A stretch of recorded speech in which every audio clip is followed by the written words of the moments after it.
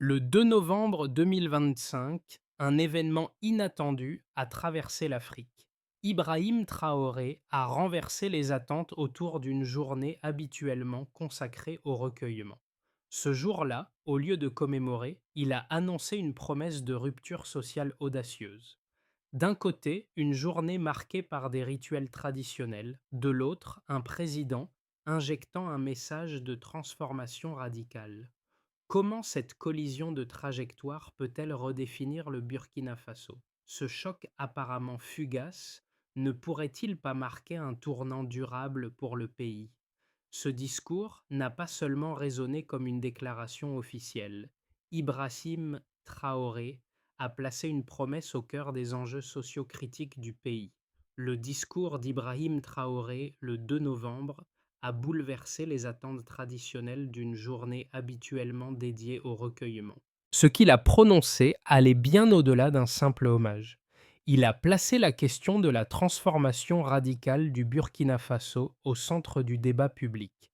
Son engagement à renverser les structures sociales profondément ancrées, en particulier celles qui perpétuent les violences faites aux femmes, a immédiatement attiré l'attention. Cette promesse de rupture sociale audacieuse n'est pas un simple discours, mais un appel à une remise en question fondamentale des normes qui régissent la société burkinabé. La question qui se pose est de savoir si le peuple, particulièrement dans les zones rurales où les traditions sont les plus enracinées, est prêt à accepter ce défi culturel. Ces réformes ne concernent pas uniquement la politique, mais aussi la structure sociale et les valeurs fondamentales du pays. La rupture avec les normes traditionnelles risque d'entraîner des résistances, et l'ampleur du changement nécessaire pourrait bien mettre à l'épreuve la cohésion sociale du Burkina Faso. Cette transformation, bien que nécessaire, soulève des questions profondes sur son acceptabilité et ses conséquences à long terme. Le 2 novembre 2025, après un discours pourtant programmé pour être un moment de recueillement national, Ibrahim Traoré a surpris son pays et l'Afrique entière en annonçant une rupture nette avec les traditions sociales du Burkina Faso. Ce discours, loin de se limiter à un simple hommage, a eu un impact immédiat et profond sur la société.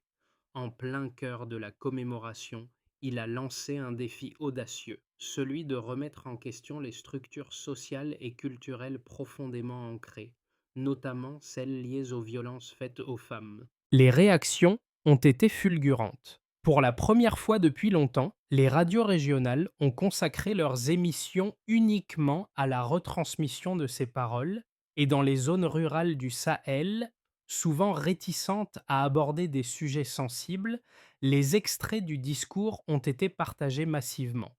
Ce phénomène a mis en évidence l'intensité du message porté par Ibrahim Traoré. Ce n'était pas simplement un discours politique, mais un appel à un réveil national, une invitation à redéfinir les valeurs fondamentales du pays.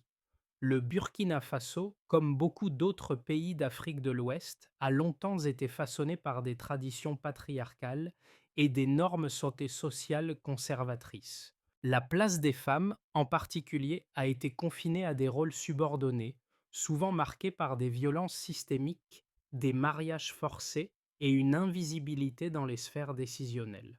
Le 2 novembre, Traoré a fait de l'égalité des sexes un enjeu majeur de son mandat, mais avec des conséquences potentiellement disruptives pour l'ordre social traditionnel. Il a ouvert la voie à un débat de société difficile, où les générations plus jeunes et plus urbanisées semblaient plus réceptives à ce message, tandis que les communautés rurales attachées aux valeurs coutumières pourraient voir d'un mauvais œil cette remise en cause des normes. Le défi est désormais de savoir comment ce mouvement, qui a trouvé un écho chez de nombreuses voix, notamment féminines et jeunes, pourra surmonter les résistances des acteurs conservateurs qui voient dans ce changement une menace pour l'ordre établi. La rupture promise par Traoré risque d'entraîner des tensions sociales, mais elle pourrait aussi initier une dynamique de transformation plus large, bénéfique à la société burkinabé à long terme.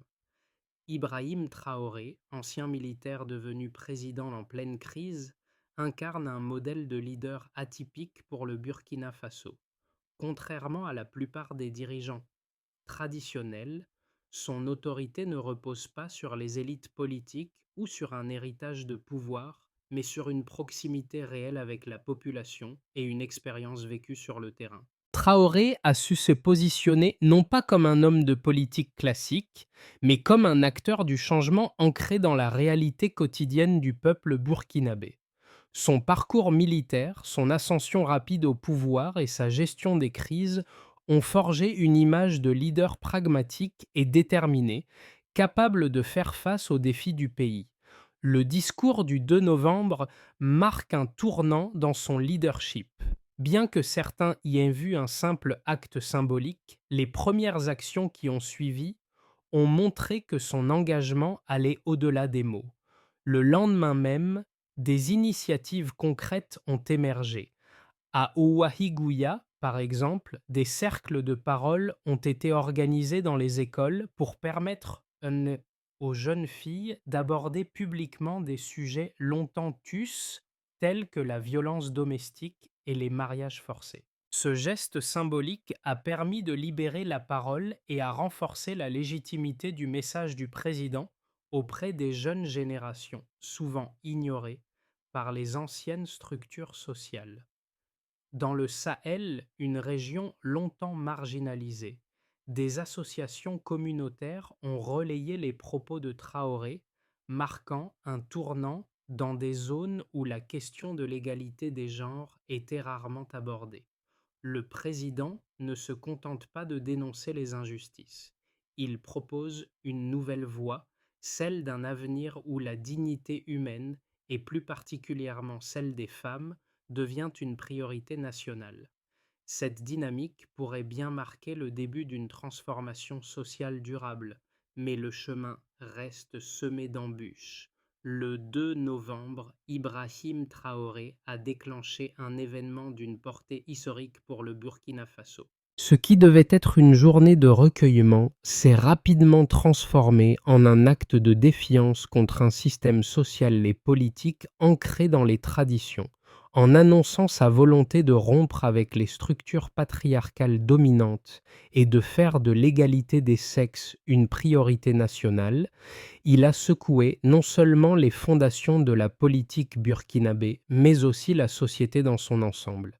La déclaration, loin d'être un simple discours, a immédiatement résonné comme un cri de ralliement pour une transformation profonde. Cette prise de position a eu des répercussions immédiates. Dès le lendemain, les médias locaux ont relayé son message avec une vigueur inédite. Les radios régionales ont diffusé des extraits du discours en boucle, soulignant son importance et sa résonance dans toutes les couches de la population. Dans les communautés rurales, où la discussion sur les droits des femmes était souvent limitée, les extraits du discours ont été partagés et débattus dans les foyers et au sein des écoles. Ce phénomène a montré l'ampleur du réveil collectif que Traoré avait provoqué. Les premières initiatives concrètes qui ont suivi ont renforcé l'impact de ce discours.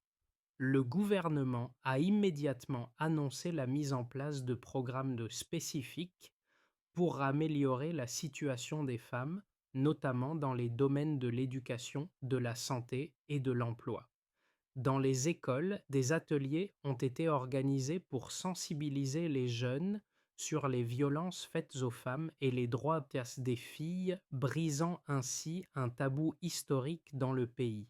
Simultanément, des actions ont été lancées pour améliorer l'accès à l'éducation pour les filles, en particulier dans les zones rurales où elles étaient souvent exclues des écoles secondaires. Le taux d'inscription des filles dans ces régions a augmenté de manière significative, signe que les mesures de soutien à l'éducation commençaient à porter leurs fruits. Mais ces progrès sont loin d'être universels. Les résistances sont fortes dans les communautés rurales où les rôles traditionnels de genre sont profondément enracinés. Certains chefs coutumiers et autorités religieuses ont exprimé leur désapprobation face à cette remise en cause des normes établies. Cependant, Malgré ces oppositions, les signes de changement sont tangibles. À Ouagadougou, la capitale, des associations féministes ont organisé des manifestations de soutien aux réformes de Traoré. Ces événements ont non seulement montré que le soutien populaire à ces réformes était en augmentation, mais ont aussi signalé que la société civile burkinabé était prête à prendre une place active dans le processus de transformation. Dans les villages du Sahel, des initiatives communautaires ont été lancées pour aider les femmes à surmonter les obstacles à l'accès à l'éducation et à l'emploi. Ce soutien local est essentiel pour assurer la pérennité des réformes. Dans le même temps, les premières mesures politiques ont été prises. Le gouvernement a annoncé l'ouverture de nouveaux centres de santé et de nouvelles écoles dans les régions rurales, ainsi que des programmes d'autonomisation économique pour les femmes. Ces actions concrètes témoignent de la volonté de Traoré de faire de son discours une réalité tangible. Mais les défis restent immenses. Le Burkina Faso, marqué par des inégalités profondes et des tensions sociales, se trouve à un carrefour crucial. La capacité de Traoré à maintenir le cap sur ses réformes sans fracturer davantage la société sera déterminante pour l'avenir du pays. Les premiers résultats des réformes initiées par Ibrahim Traoré montrent que les changements sont en marche, bien que les défis restent nombreux. Une des réussites les plus marquantes de ces réformes a été la hausse du taux d'inscription des filles dans les écoles secondaires rurales. Entre 2025 et 2026, le taux d'inscription a augmenté de 25%, un signe concret que les politiques éducatives mises en place commencent à porter leurs fruits.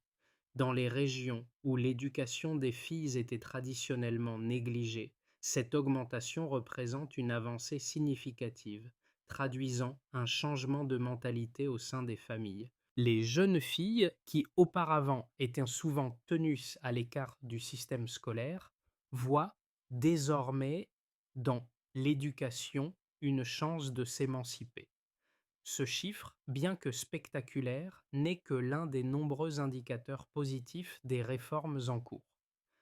Un autre aspect significatif des réformes de Traoré concerne la santé publique. En 2027, la mortalité maternelle a diminué de 18%, un recul notable qui résulte de l'ouverture de nouveaux centres de santé, principalement dans les zones rurales, et de la formation de sages-femmes dans des régions auparavant mal desservies. Cette diminution est d'autant plus impressionnante qu'elle se produit dans un pays où l'accès aux soins de santé a longtemps été un défi majeur. La réduction de la mortalité maternelle montre clairement que les réformes en matière de santé, bien que récentes, commencent à produire des résultats mesurables. Sur le plan économique, les réformes d'Ibrahim Traoré ont également eu un impact significatif.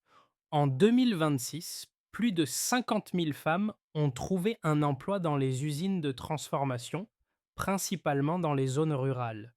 Cette création d'emplois a non seulement stimulé l'économie locale, mais elle a également permis aux femmes de gagner en autonomie financière, changeant ainsi les dynamiques familiales et sociales. Pour ces femmes, l'entrée dans le monde du travail est un signe d'émancipation et un moyen d'améliorer leurs conditions de vie. Cette évolution a des répercussions à long terme sur les structures sociales du pays, car elle modifie la place de la femme dans la société et dans l'économie. Ces trois chiffres, l'augmentation de l'inscription des filles à l'école, la baisse de la mortalité maternelle et la création d'emplois pour les femmes, sont des preuves tangibles que les réformes de Traoré portent leurs fruits. Mais ces données ne racontent qu'une partie de l'histoire. Derrière ces chiffres se trouvent des histoires humaines de femmes qui, pour la première fois, accèdent à des opportunités éducatives, à des soins de santé et à des emplois. Ces changements ne sont pas seulement statistiques, ils affectent la vie quotidienne des Burkinabés. Cela étant dit, les réformes doivent encore faire face à de nombreux obstacles. L'opposition conservatrice, en particulier dans les zones rurales, reste forte. Les résistances à l'émancipation des femmes, au changement des rôles traditionnels de genre, sont bien présentes et risquent de freiner le processus de transformation. La question reste de savoir si ces réformes pourront se maintenir dans le temps face à ces défis. Mais les premiers résultats sont prometteurs et suggèrent que le Burkina Faso pourrait bien être en train de vivre un tournant historique. Les réformes d'Ibrahim Traoré suscitent des réactions contrastées au sein de la société burkinabé. D'un côté, ses partisans affirment que ces changements sont essentiels pour permettre au pays de sortir définitivement de la pauvreté et de l'injustice structurelle. Selon eux, investir dans l'égalité des sexes et dans l'autonomisation des femmes est une condition sine qua non pour qu'un pays puisse réellement prospérer.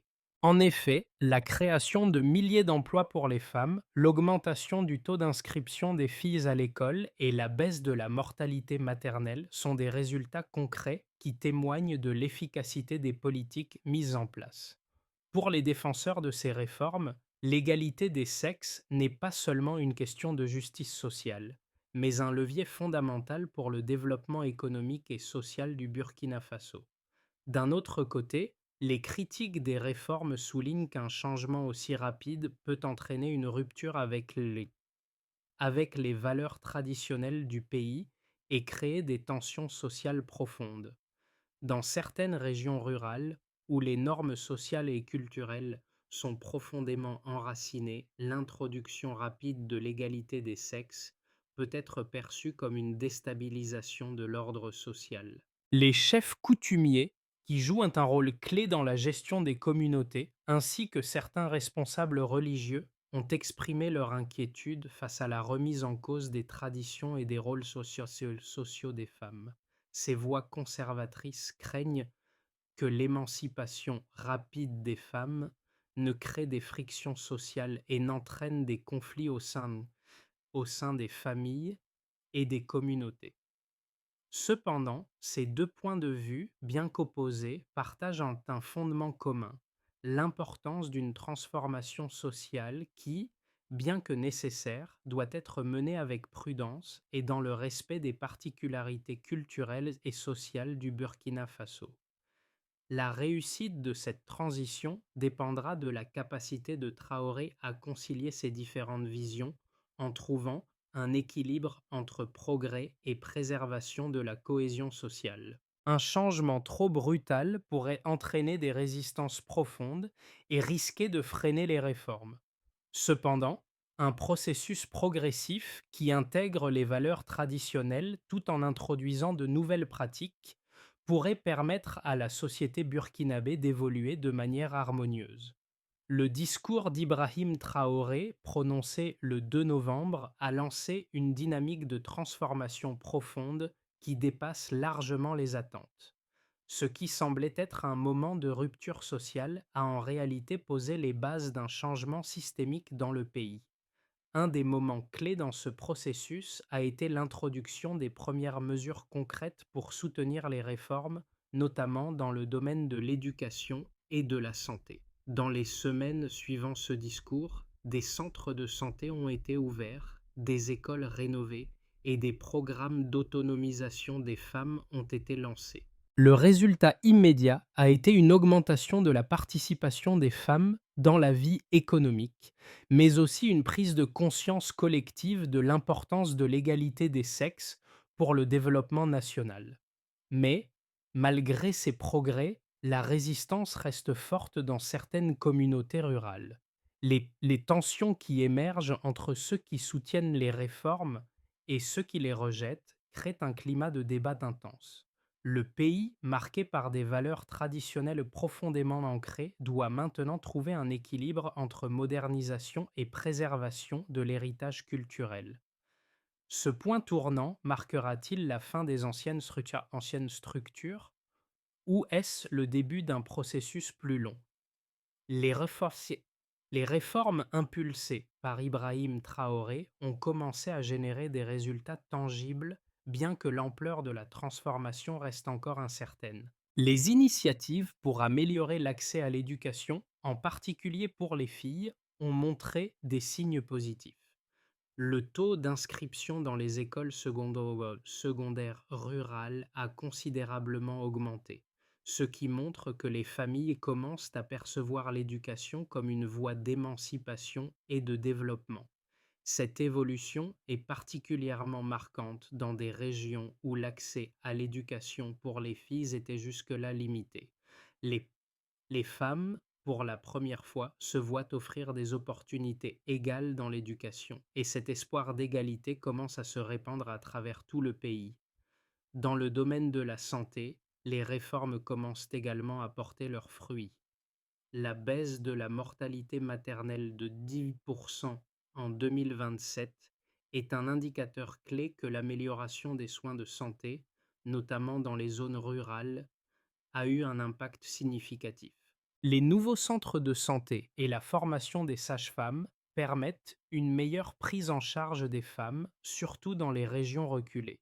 Ce progrès a non seulement amélioré les conditions de vie des femmes, mais a également réduit l'écart entre les zones urbaines et rurales en matière de soins médicaux.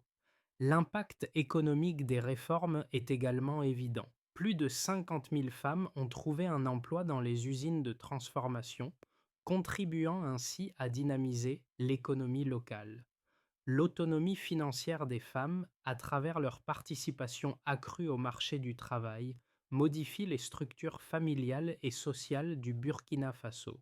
De plus, cette création d'emplois permet d'améliorer la consommation locale et stimule l'économie dans des régions qui étaient jusque-là économiquement marginalisées. Cependant, ces réformes ne sont pas exemptes de résistance. Les régions rurales, où les traditions sont profondément enracinées, continuent de voir d'un mauvais œil les changements apportés par Traoré. Les chefs coutumiers et certaines autorités religieuses continuent de faire entendre leur désapprobation, mettant en avant les risques de déstabilisation sociale.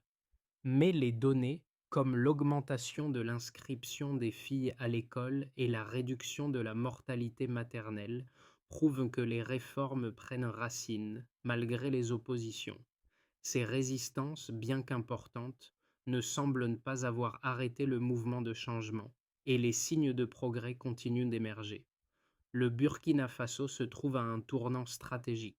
En fonction de la manière dont les réformes seront mises en œuvre, plusieurs trajectoires sont possibles pour les 6 à 12 prochains mois. La première trajectoire, la plus optimiste, est celle d'une transformation rapide et réussie.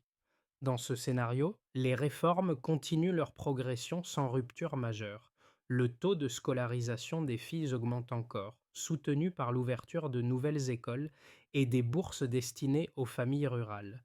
L'accès à la santé s'améliore progressivement avec l'ouverture de nouveaux centres médicaux et des formations continues pour les professionnels de santé. L'économie rurale bénéficie de l'extension des usines de transformation et la création d'emplois pour les femmes devient un moteur de développement économique local. Les résistances sociales existent, mais elles sont surmontées grâce à une dynamique positive portée par la société civile et le soutien de jeunes générations. Dans une trajectoire plus ambitieuse, les réformes créent un effet d'entraînement sans précédent. Le Burkina Faso devient un modèle pour les pays voisins du Sahel. Les, fi- les filles terminent leur cycle secondaire en un pourcentage bien plus élevé que prévu grâce à des politiques éducatives renforcées et des infrastructures adaptées. L'ouverture des usines se diversifie, attirant des investissements étrangers et générant de nouveaux emplois. La mortalité maternelle baisse plus rapidement grâce à un réseau sanitaire plus dense et un engagement public plus fort. Ibrahim Traoré, consolidant son image de pionnier social, transforme le pays en un leader régional en matière de réformes sociales et économiques. Le Burkina Faso prend une place de plus en plus prépondérante dans la région, devenant un exemple de réussite en matière de développement inclusif et durable. Cependant, il existe également une trajectoire plus difficile, où des obstacles importants ralentissent la mise en œuvre des réformes. Les résistances conservatrices, en particulier dans les zones rurales, se renforcent et certains chefs coutumiers et responsables religieux s'opposent fermement au changement. Les familles hésitent à envoyer leurs filles à l'école et les usines peinent à recruter, en raison des réticences locales face à l'émancipation des femmes. La transition devient plus lente et plus conflictuelle. Des manifestations et des tensions sociales émergent, freinant la progression des réformes. Bien que des progrès aient été réalisés, ils sont moins rapides et moins visibles. Cette trajectoire risque de ralentir la transformation profonde que le pays espère. Quel que soit le scénario, l'avenir du Burkina Faso dépendra de l'adaptabilité des réformes et de la capacité du gouvernement à instaurer un dialogue inclusif entre toutes les parties prenantes de la société. Les réformes d'Ibrahim Traoré ne se limitent pas à des chiffres et à des politiques. Elles touchent la vie de chaque Burkinabé, en particulier ceux qui ont longtemps été marginalisés. Pour les femmes et les filles, ces réformes sont une promesse de changement radical. Les jeunes filles qui, autrefois, n'auraient jamais envisagé de poursuivre leurs études secondaires commencent désormais à rêver d'un avenir où elles peuvent jouer un rôle actif dans la société. Cette évolution a des répercussions profondes, non seulement sur le plan personnel, mais aussi sur le plan familial et communautaire. En augmentant les opportunités éducatives et économiques pour les femmes, Traoré ouvre la voie à un nouveau modèle social où chaque individu, indépendamment de son sexe, peut aspirer à un avenir meilleur. Pour les communautés rurales, l'impact est tout aussi palpable. Les femmes qui jusque-là étaient confinées à des rôles domestiques trouvent désormais une place dans le secteur économique. Le fait qu'elles puissent travailler dans des usines de transformation leur permet non seulement d'apporter un revenu à leur famille, mais aussi de participer activement au développement économique du pays.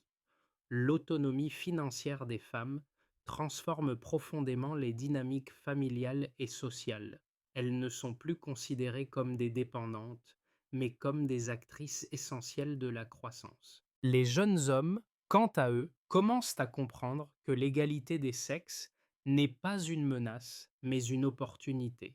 Une société plus égalitaire est bénéfique pour tout le monde, car elle ouvre de nouvelles perspectives pour l'ensemble de la communauté.